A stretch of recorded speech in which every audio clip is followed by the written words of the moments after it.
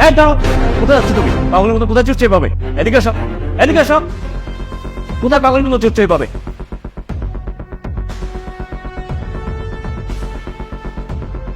এই তো মিস্টার রাধি সাহেব, আপনি আমাকে কি কাজের জন্য নিয়ে আসছেন আর এখন কি কাজ করাচ্ছেন? তুমি এভাবে আচরণ করছো কেন? হ্যাঁ, তুমি জানো না শুটিং আসলে কি করতে হয়? রে তুই সবা বাঞ্চত কি আনছস এরা ওই লারস নাই বিজলির মতো সাত করে ধরলে কই না করে তো 5,000 টাকা নিছো পাঠাবে। ভাই আপনি শান্ত হন ভাই, আমি আমি আমি কথা বলে ম্যানেজ করে দিচ্ছি ভাই। এই তোর ম্যানেজার গোষ্ঠী কিলাই, তুই প্রতিবার একটা ঝামেলা পাকাস আমার এই না, আর কখনো আমাকে ডাকবি না। আর তুই আমার টাকা দে। ঠিক আছে ভাই। আর কখনোই ডাকবি না। শান্ত কোথাকার। ওই সরি, তুই এটা কি করলি? তুই জানাস তুই কত বড় ক্ষতি করছিস? তুই কত বড় ব্যাপার একজন পার্টি, তুই আমার পার্টিটা নষ্ট করে ফেললি। সমস্যা কি তোর? হ্যাঁ, কোনো সমস্যা নেই। শুনেন, সব মেয়ে একরকম না। আমাকে যত টাকা দেন আমি এই কাজ করতে পারবো না। করবি না মানে? এই সরি, এই তুই তোর নিজের মুখে করলি। তোর বাসায় আর্থিক সমস্যা, তোর মা ঘরে অসুস্থ, তোর বাচ্চা পড়াশোনা করতে পারছে না টাকার জন্য। আমি তোর একটা টাকা কামাই করা লাইন করে দিলাম, একটা ব্যবস্থা করে দিলাম। তাহলে সমস্যা কি? করবি না কেন? হ্যাঁ, এই সরি হন, মিডিয়াতে কাম করতে হলে না 2 ধরনের কাম করতে হয়, একটা অডিও একটা ভিডিও। আর এই 2 প্রকারের কামের লেগে তোর 5,000 টাকা পেমেন্ট করা হইব। তাহলে করবি না কেন? আর এই তোর টাকা দরকার, তুই টাকা কামাই করবি, তোর টাকার প্রয়োজন, এত বাছাবাছি করছ কেন? হ্যাঁ, এই শুনেন, মিডিয়াতে সব মানুষ খারাপ না। আপনাদের মতো কিছু কুলাঙ্গার মানুষ আছে যারা টাকার জন্য মেয়েদেরকে দিয়ে দেওয়া ব্যবসা করায়।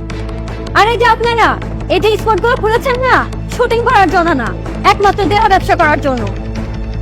আর আমি এরকম জানলে এখানে কখনোই আসতাম না। আর একবার যদি আপনারা আমার সাথে বাড়াবাড়ি করেন তাহলে আমি ট্রিব্যুনালে কল দিয়ে আপনাদের নামে অভিযোগ করব। এখনো সময় দিচ্ছি, ভালো হয়ে যান, নাহলে এর পরিণতি কিন্তু খারাপ হবে।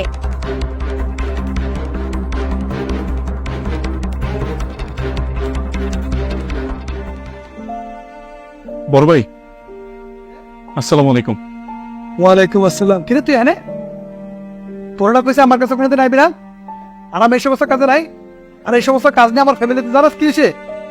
আর আমার বোর সাথে এখন বর্তমানে ডিভোর্সের অবস্থা। আর আমি ওখানে ছাড়ে দিই, তুই এনে যা। ভাই আমি ওই বিষয়ে আসি নাই ভাই। ভাই আমি বড় বিপদে পড়ে আপনার কাছে আইছি ভাই। কি হয়েছে তোর? পুলিশ আমার তাড়া করতেছে, আমার ব্যবসা বাণিজ্য সব বন্ধ হয়ে গেছে ভাই। পুলিশ সব জানা ফেলাইছে, সব ফাঁস হয়ে গেছে। আমি বড় অন্যায় করছি, আমার কুকর্মের শাস্তি আমি পাইছি ভাই।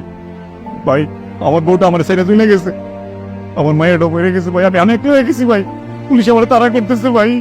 ভাই আল্লাহর হস্তে ভাই আপনার কাছে পায়ে পড়ি ভাই, আমার জান্না বাঁচান ভাই। পুলিশ আমার পাইলে গ্রেপ্তার করবো ভাই, মেরে বলাইবো ভাই আমারে। তুই নাটক করছিস? হ্যাঁ না ভাই, আমি আমি আমি কসম করে করছি ভাই, আমি কোনো অভিনয় করতেছি না ভাই।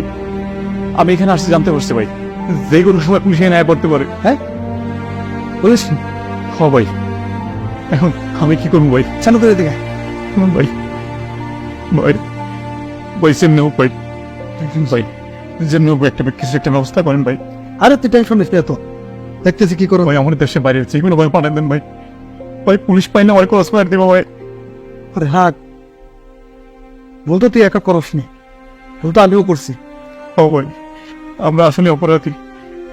এখন এই অপরাধ থেকে আমাদের বের হয়ে আসতে হবে, অপরাধ করা যাবে না। ও ভাই বর্তমান সময়ে কিছু মুখোশধারী নারী দালাল রয়েছে, তাদের কারণে পুরো মিডিয়াকে মানুষ খারাপ ভাবছে।